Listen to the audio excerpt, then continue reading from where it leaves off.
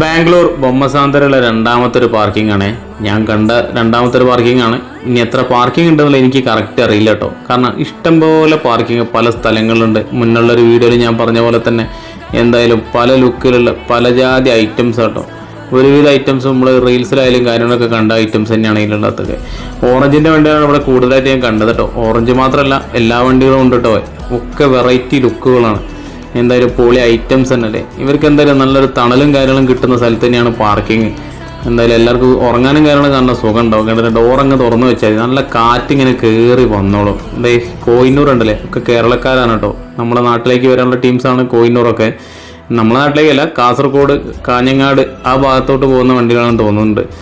Flix bus ഇപ്പോൾ ഏറ്റവും കൂടുതൽ കാണുന്നത് ഈ ഒരു കളറിലുള്ള ഈ ഒരു പേരുള്ള ബസ്സുകളാണ് കേട്ടോ. പൂജ, ഇതൊക്കെ നമ്മൾ റീൽസിലായാലും കാര്യങ്ങളും കണ്ടിട്ടുണ്ട്. ഇതിനകത്തുള്ളൊരു ഡ്രൈവർ എനിക്ക് മെസ്സേജ് തരും. അത് ഏത് വണ്ടിയാണെന്നുള്ളത് എനിക്ക് അറിയാത്തതുകൊണ്ടൊരു കൺഫ്യൂഷൻ ഉണ്ട് കേട്ടോ. ആ ചേട്ടൻ ഈ റീല് കാണണമെങ്കിൽ ഒന്ന് മെസ്സേജ് അയക്കണേ.